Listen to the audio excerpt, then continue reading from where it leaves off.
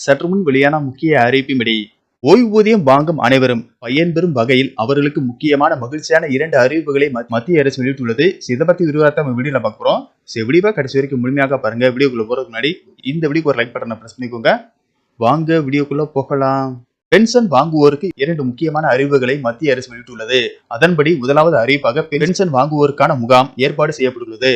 கடந்த ஆண்டில் நவம்பர் மாதம் 845 நகரங்களில் நடத்தப்பட்ட டிஜிட்டல் ஆயுள் சான்றிதழ் முகாம்களில் 1.62 கோடி பேர் டிஜிட்டல் ஆயுள் சான்றிதழை சமர்ப்பித்துள்ளதாக மத்திய அரசு தெரிவித்துள்ளது.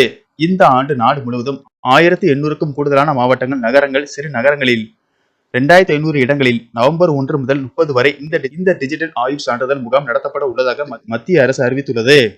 இந்த அறிவிப்பை மத்திய ஓய்வூதியம் மற்றும் ஓய்வூதியதாரர்கள் நலத்துறை வெளியிட்டுள்ளது.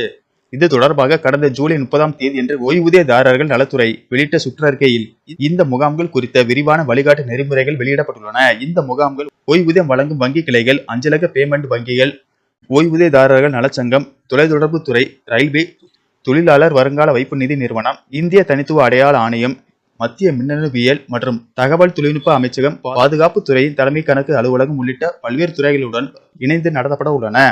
இரண்டாவது அறிவிப்பாக ஓய்வூதியம் பெறுபவர்களுக்கு இந்திய அரசு சில விதிகளை வகுத்துள்ளது.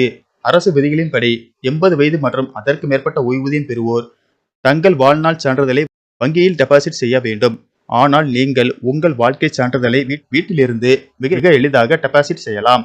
அதற்கான வசதி அறிமுகம் செய்யப்பட்டது. முன்னதாக 80 வயது அல்லது அதற்கு மேற்பட்ட ஓய்வூதியம் பெறுபவர்கள் தங்கள் வாழ்க்கை சான்றிதழை சமர்ப்பிக்க ஒவ்வொரு ஆண்டும் வங்கிக்கு செல்ல வேண்டும்.